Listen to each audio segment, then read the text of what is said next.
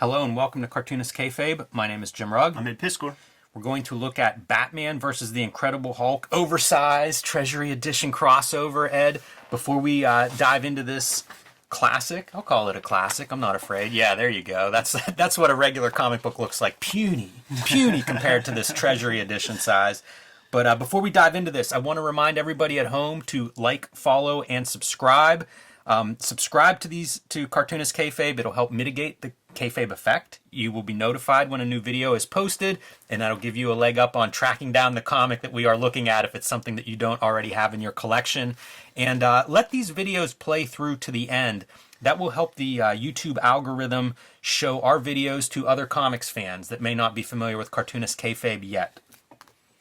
So, we are looking at this, of course, because it's been all Hulk in my life for the last year and a half as I ramp up for Hulk Grand Design. And this is one of those really cool books that I am not referencing in Hulk Grand Design because it features another company's character.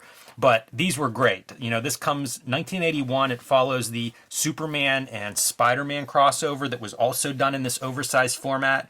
And I got to tell you, if you're going to do an intercompany crossover like this format's great. You know, like absolutely. It really feels special. Muhammad Ali, Superman comes to mind. There's just something powerful about that treasury size. Yeah, you could command a much bigger price. That's true. Because you're probably going to sell a bunch. You're going to command a bigger price. We do have a reasonably senior audience in the crowd, and these guys would mention like seeing these comics at the 7-Eleven. Like these giant things would be there. That's pretty freaking gnarly. Those 7-Eleven dudes need to talk to comic shop owners about how you display the odd-sized objects. Right. Cool covers, though. Both front and back, I think, look really good. And the artist here, Jose Luis García-López, somebody we haven't shown yet on the channel, I don't think, unless maybe in an anthology or something, but a celebrated artist. I think of him as one of the great figure artists. Yes. And there's kind of these subcategories of artists, right? And Steve Rude being one of those figure guys I think of, but García-López, very elegant with his figure treatments, and we're going to see a lot of examples of that as we go through here. You've seen his stuff, even if you don't know if you've seen his stuff, because he would be like the DC version of like John Romita when it came to like licensed materials, yes. Man. Like it was his Batman that you had like on your underoos and your little t-shirts when you were a kid and stuff. And does a good Hulk, from the get-go. It's kind of cool. You want to show that back cover? Yeah, we'll start back here on the inside back cover, the evolution of a cover, so you can see both the sketches and then the notes on, what we've got to do different. Like Batman being kind of awkward in this pose, and like, oh, Hulk's perfect here, but then, change Batman. So kind of neat to see the evolution of that compositions. All bollocks. All nonsense. Like, so what if it's Batman jumping in and not swinging in? Who gives a fuck? It's all arbitrary and stupid. It does seem ridiculous. Is this really going to sell fewer copies? Yeah, like have his toes pointed over. It's like, yeah, Dick and also you got to have the DC guy and the Marvel guy sign off, which could be the death of like all these things. We looked at the Spider-Man, Superman one, and you could just tell that there's so much push-pull, so many names had to, so many people had to sign off on probably almost every page of that fucking comic. And you never get anything. Like, nobody is going to let their company's character be a turd. So you got to create some jack-in-the-box fake villain that you both can agree to destroy and never use again. It feels silly. So much like wrestling promoters trying to figure out, like, when Jerry Lawler you're going to put someone over, but my guy's got to look strong. Like 1 hour Broadways. This is just these crossovers are 1 hour Broadways. They are in a tie. That's so funny because like they're oversized, not just dimensions, but page count. Like they really are Broadways. Jerry Lawler versus Kerry Von Erich. Jeez. You're both going to bleed, and it's going to end in a tie. I can't decide how I feel about that. I'm gonna give him the Jerry Lawler, the Hulk, the Jerry Lawler in this matchup. I feel like he's an underrated wrestler historically. Oh, he's great. Yeah, he's incredible, man. I like these intros, by the way. They're very concise, and like that's the origin for both characters. They read and look cool, especially one color on the inside covers, and we're off. That's a great. This is how you do it, man. If you're gonna.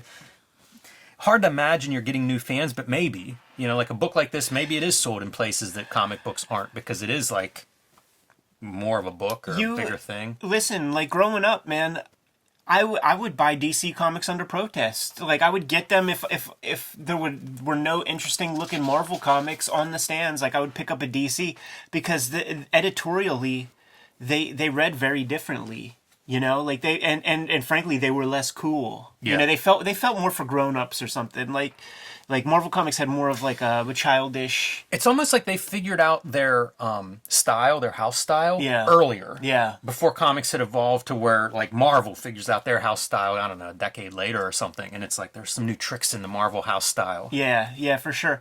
On top of the figure work that Lopez is fantastic at, the visual storytelling is incredible here.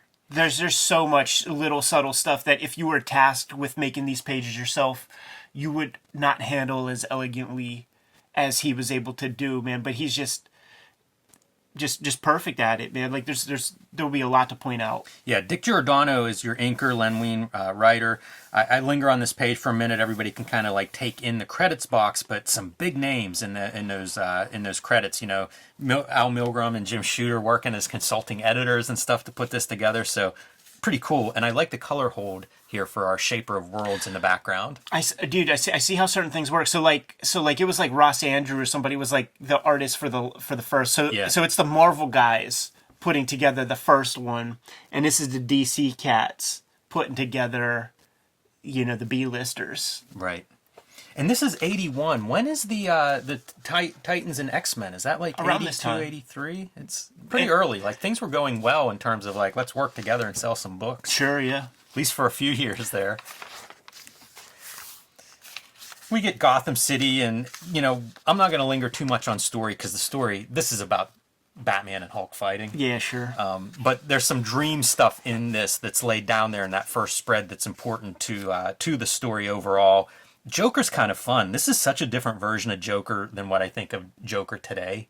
Like the contemporary Joker. Like, it's kind of neat to see that. Yeah, that older school Joker. Classic Joker. Like it's separated himself a little bit from the Neil Adams, but it's that Jim Aparo school.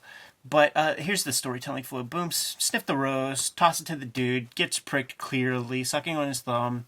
Things aren't right. He's got the smile. Just nudge him. Like the body language of that. Just a little boop, a little nudge. Mm-hmm. You see the trickle. You see the boys walking away. You see concern on this dude's face as Joker's kind of looking down. This is a beautifully told sequence. You see concern on this dude's body language, Absolutely. right? Like the scratch in your head, like, geez, man. You really had to kill that guy for whatever he did there. And waste no time, the next spread. Now we're going to get to see what Banner's up to. Uh-oh. I wish they had a dress code, because they let this dude wear his purple pants, and you know what that means.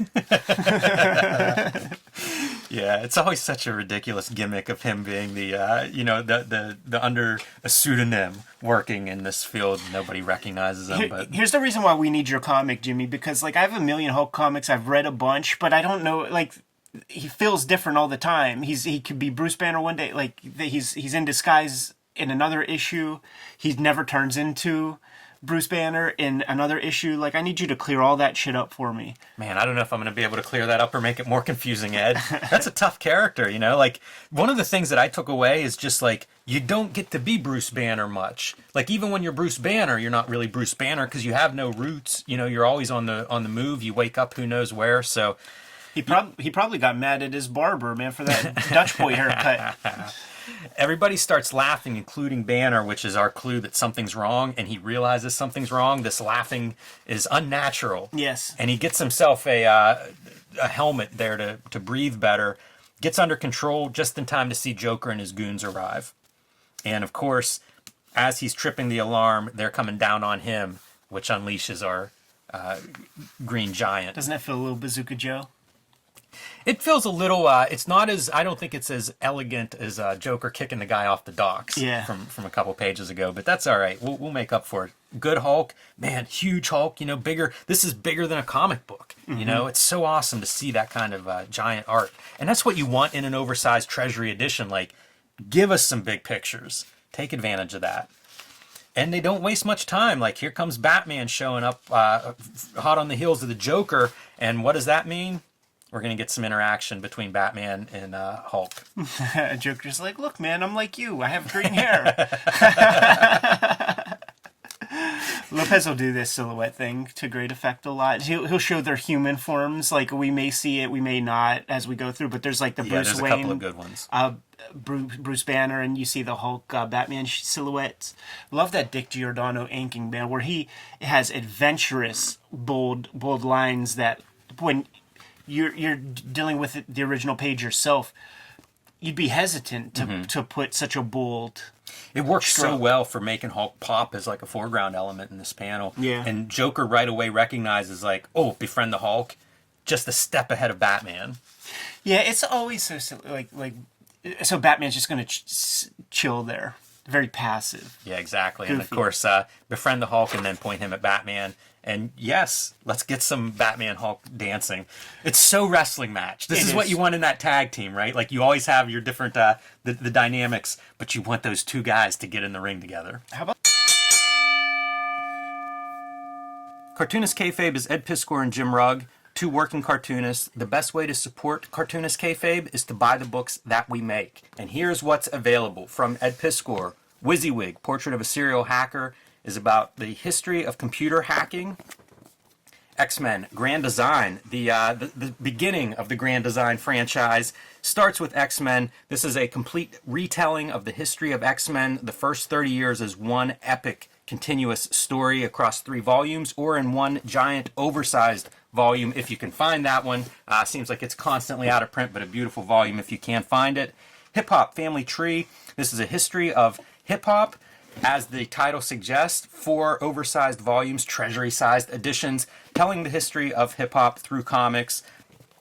And your current book, Red Room, The Antisocial Network, available now in print wherever books are sold. This is a collection of the first season of Red Room comics, collecting 4 issues, beautifully reproduced with some great bonus material here in the back of the book.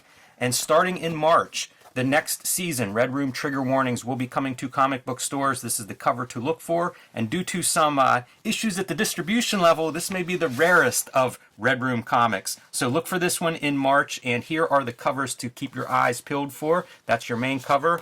This is a variant by Ed Piskor, a variant by Peach Momoko, and a variant by yours truly. These will be in comic shops March 9th. The books of mine that are available right now: The Plain Janes, the first American young adult graphic novel, 500 pages of a bunch of high school girls who get together and start doing art around their community, a la Banksy, and get in all sorts of trouble from teachers to the local police and, of course, parents and some of their fellow students. 500 pages, perfect for the young adult reader or young artist in your life. Street Angel, Deadliest Girl Alive. This is my collection of Street Angel comics published by Image Comics. 8 complete full-color stories featuring the Deadliest Girl Alive, the Princess of Poverty, the homeless ninja on a skateboard. And coming in March, Cartoonist Kayfabe month, by the way, everyone, is my next project, Hulk Grand Design, with variant covers by Peach Momoko, Marcos Martin, Cartoonist Kayfabe's own Ed Piskor, and Hulk Grand Design Madness coming in April, covered by Jeff Darrow on that one. And you can see the main covers here in the background. This is a retelling of the history of the Incredible Hulk, celebrating 60 years of Incredible Hulk history and comic books, 500 issues, 10,000 plus pages, distilled down into 2 oversized, action-packed issues, perfect for the longtime Hulk fan or the first-time comics reader. And now back to our regular scheduled programming. the weight of that figure? It's perfect, right? This stuff always blew my mind when I was trying to, copying drawings and trying to figure that out. Like the ability to draw something like that and have it all work. Yeah. It's amazing. It's like when you draw the standing figure, the rule is that the tip of the toes comes out to the bottom of the chin. And so you're drawing a character in a profile, we'll say. You could draw that easily. The tip of the toes is under the chin on this 3D back view foreshortened figure. Like, that's where Lopez shines, man. Yeah, it's amazing. Look how twisted up Joker is as he's like running out of the way, and yet it looks like perfect figure. Yeah. Good contrapposto. Batman teeing off on Hulk to no effect. And then here, I gotta tell you, this is my beef with this book. Bane Yes. breaks Batman's back. Bullshit. That's a broken back. That is a broken back right there. I thought you were going to say just the bad storytelling flow that happens on many pages, requiring the are multiple arrows yeah. throughout this book to try to keep us on track. This is classic, though. This is another wrestling move, right? Like, this is Hulk Hogan in the bear hug with Andre the Giant. Gotta box the gimmicks. That's exactly it. Yeah. Double axe handle. Lopez, maybe a wrestling fan? Possibly, man. Pulling out some moves? This is good stuff. Like Hulk's like, I have super-powered lungs and I don't have to breathe your noxious fumes. And Batman's like, oh yeah? That's some of your storytelling. Hits him in the breadbasket. This works really well, this flow, because like you're reading, panel, and then right down into this. Absolutely. And then this is great too. Like, you don't have to be so cheesy as to show the fumes like going into the nose. You just establish the gas. You see the dude breathing after the context. It's great. Len Wein writing, the breath cruelly driven from his lungs. What are we doing here? Like, this Fact. guy's gonna kill Batman. Like, cruelly driven? Yeah. How about self-preservation? You know, you could just visually read this story. Yes, you can. And overcomes, first round goes to the Batman. I don't care for that either. See, Glynis, who I give a lot of credit with her color works and stuff on like the X-Men comics, you see it's like daylight flesh on a nighttime sequence. This is where when you get into like the Neil Adams 70s issues, where you see things really sing, man, because there will be some chocolate colors and things that would be used on this flesh, like purples and stuff, because it's clearly a night sequence that she's building here, but using the same daylight kind of colors. Yeah, the flesh is the misstep in this page in terms of color. They would change the blues too. I have an issue or two of Neil Adams Batman. We'll just have to go through for historic purposes. This is your one of the first examples of the shadows, right? Bruce Wayne and Banner meeting together and their alter egos in the shadows behind them. Yeah. And then when dreams won't come. So here we go, the Hulk villain contribution, Shaper of Worlds. So that is a Hulk villain. That's not just that's not made up for this comic. Yeah, I'm trying to think if he makes it into Grand Design. I think he does, but not a great villain. If you were thinking of who the classic villains are, this is not who you'd pick, but he's a good choice because of what he allows the Joker to do. Let's say, like the use of his powers with the Joker makes for some cool comics. So I appreciate that. Great lighting on the face. Really like that lighting. Not bad. And kind of showing who he is and what his background is. This almost superpower and connected to dreams and whatever. Some Shaper World super fan out there is going to be mad at that dismissal.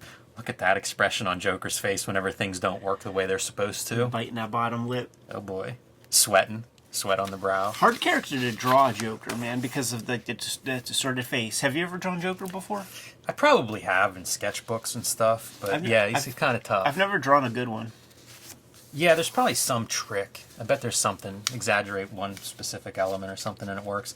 Banner's on edge. Almost hulks out just because somebody dropped a piece of equipment. And Alfred is there trying to keep him in check.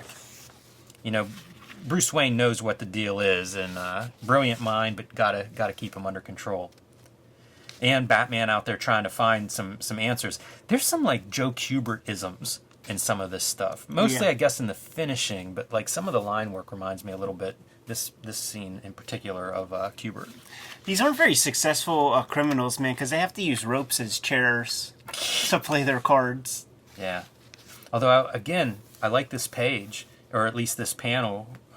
It's kind of neat for a fight scene, having that overlay of Batman, and good color there to create two panels, even though they're overlapping and there's no border. It's not something you see very often. And the world's greatest detective finds a matchbox and leads him to his next spot, where he dresses up as a guy just asking too many questions. It's such a dumb gimmick, peeling the human mask off to reveal Batman's cowl under it. Yeah. Come on. It's little kid comics, man. This military gets the drop on Banner's whereabouts. He's on this ship. All I can think about whenever you're doing some sort of science on ships is stuff I've heard about medical experiments that are done in international waters. Right, yeah, like maritime law, like it can be bound to no country, so you can fucking do some crazy shit out there. Hey, look how weird these margins are. It's almost cut off on the sides, and then you have like this wider margin. I think it might be bad cuts. Yeah, it could be. It's funny, it slips around from page to page quite a bit.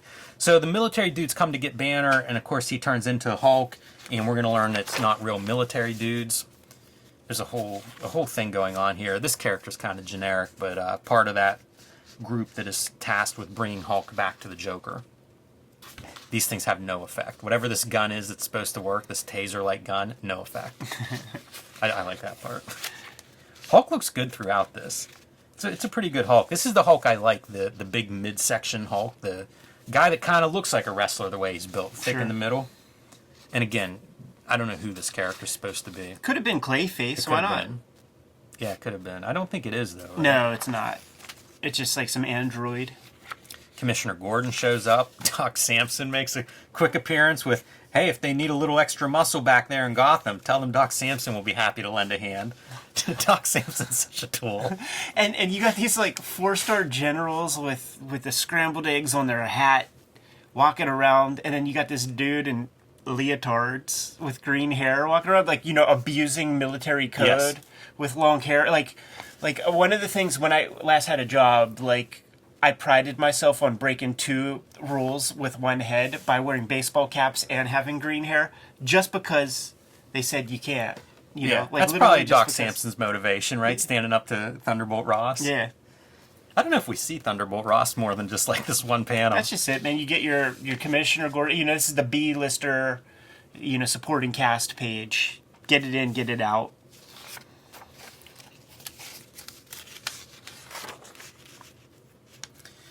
So the idea here is this guy's connected to some sort of dreams or something. He's having trouble with his powers, and Hulk is, of course, the answer. And here's where we start to get some of those cool, like, dreamlike, distort the art a little bit. That's just really fun drawing to me. Yeah, yeah. And I think that's the kind of stuff that you have to plan. Like, you just got to be some thumbnails involved there. Good nose on Joker also throughout this. And now we have the Batman Joker team up. That's weird. Their relationship's so strange. It is, man. They need each other. They're just like, they're like shut up, little man. They're that couple. That's right. That is way better than it should be, Ed. More of the interesting, like, you know, multiple panels in one. This is not a technique I see.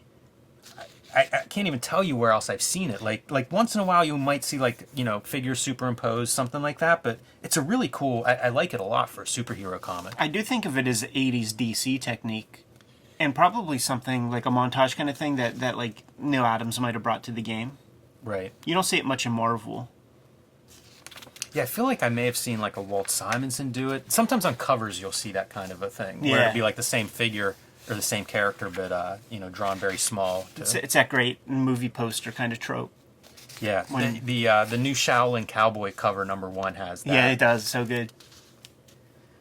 All right. So anyway, what they're trying to do is basically capture Hulk. And would you say Joker's manipulating Batman here? Because Joker's the one who's going to benefit from this. If he can deliver Hulk back to the Shaper of Worlds. I love this kind of stuff, just seeing them in action. I mean, again, this is what you want this comic for. Like, anytime you can get them fighting each other, that's your that's the magic.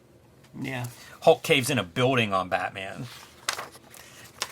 No drama at all. Like, they don't even pretend like, oh, maybe Batman's dead underneath that building that just collapsed. Or somebody might be dead under that building, but comes crawling out, and everybody's pretty low-key on it. And then Stan Lee shows up? No, it's Mission Impossible Batman wearing his mask to just manipulate poor Hulk. And off he goes with the Joker.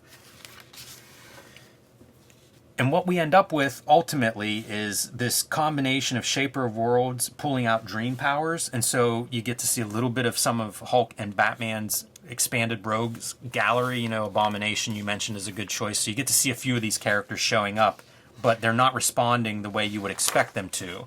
You know, whenever Two-Face is punched, he just breaks, he shatters.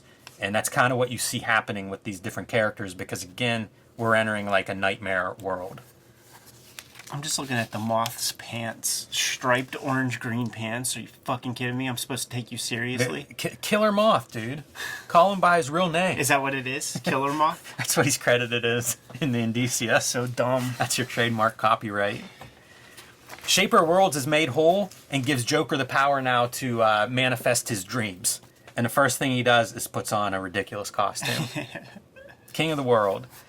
We're going Silver Age. Right. We are, but it does give García-López room to, like, just draw cool shit. About 5-6 cool spreads of just goofy mayhem. Turning the Hulk and Batman into clowns. Talk about your striped pants not being taken too seriously. To me, these are $1 million pages right here. I do love this stuff, and this is incredible for me. You know, the bending of the staircase, the references to Dali art. And there's going to be a few of these references. I think Batman basically brings this out of the Joker making fun of, like, fairy tales. You know, aren't you too old to believe in fairy tales? Alice in Wonderland. Joker switching his dreamscapes to surrealism. That's a pretty fun gimmick for this book. I just fixate on the Tweedledee Tweedledum Batman and Joker. Picasso. And they don't name these people, right? The art of a genius. The Hulk, the Picasso Hulk, amazing. Yeah. This would have been a place to do like Little Nemo and Slumberland, like almost like Sunday comic pages would have been a fun thing to reference. It's just one of those things like comics people from this era would go anywhere but comics. You know, they would never be self-referential in that way. Yeah. Because the whole thing is kind of self-referential, you know, like they're not creating anything new, like they're just playing with existing toys. And Shaper World leaves and pretty much restores the status quo, which is what you got to do at the end of of all of this crossover. Stuff. And in your epilogue, Commissioner Gordon, Bruce Banner, and Batman, and Bruce Banner pulls the Batman here. Whenever Commissioner Gordon decides, so Dr. Banner, he's gone. Right. Of course he is. And wants to put out an APB, and Batman says, no, let him go. Bruce Banner deserves that. By the way, this is like one of the sort of feathers in the McFarlane camp when it comes to Spawn Batman, because he at least lets his character get tossed under the bus a little bit and have a little bit of stakes that carry on from the end of that issue when he catches the Batarang in the head and has the shoelace on the face for a year or whatever. Like, that's cool, you know, because it addresses, like, all of these crossovers where just nothing happens and it's never talked about and it's never even, like, mentioned. But when you're in full command, you can't allow your guy to be thrown under the bus a little bit or whatever for the greater good. And I'm sure Spawn Batman served Todd McFarlane pretty well. Yeah, no doubt. There's one of your shadows again, Ed. The Hulk shadow coming off of Banner. Very thematic. Incredible drawing on his face. This is a weird angle, and I feel like the lines around his face and mouth there are very sensitive. Yes. Yeah, that's that Dick Giordano inking, man. Like, he had his cup of coffees on Neil Adams a couple times and just figured that out. So there you go. Batman versus the Hulk. I love these treasuries, and I feel like this one's not too bad. Yeah. I think it's much better than the Spider-Man Superman one. Although we have a video on the Spider-Man Superman, so check that out in our crossover video where we look at a bunch of these crossovers. But I feel like this one's pretty good. Here's the key, man. It's like quick setup schmoz. Like that's all we want. Like we don't like. I think on that Superman Spider-Man one, there were like five chapters before they even got together. Literally like 40 pages. It's 2 comic books before they actually start mixing it up. Somebody should have figured out that wasn't right. Like, if that's what you come up with, start over. Too much of a tease. But yeah, they learn from that in this one, and they get Batman and Hulk together quite a bit. Great lighting on this right there. Good to go? Yes. Kayfabers, like, follow, subscribe to the YouTube channel, hit the bell, we'll notify you when new vids are available. What's out there, Jimmy? Hulk Grand Design will be in your comic shops in March. Pick that up. Tell your local comic shop to reserve a copy or to pre-order a copy for you. Pick the cover you like. There are 4 great covers to choose from. And you can join me on patreon.com/JimRugg, where you can see how I make the comics I make, including Hulk Grand Design. You can see a lot of the original art and cool extras like that. Red Room Trigger Warnings is going to begin in the beginning of March, coming out on a monthly basis. Murder on the Dark Web for Fun and Profit is the name of the game in Red Room Comics, and you can pre-order those comics at my link tree in the description below this video. You can read those comics right now on my Patreon. I've serialized everything before it hits paper. $3 for the archive there. You can read the entire Antisocial Network there as well. Once again, all those links are in the link trees in the description below this video. What else do we have out there, Jim? Subscribe to the Cartoonist Kayfabe newsletter at the links below this video. You can also find Cartoonist Kayfabe t-shirts and merchandise at the links below this video. It's another great way to support the Cartoonist Kayfabe channel. Give them those marching orders, Jimmy. We're going to be on our way. Read more comics.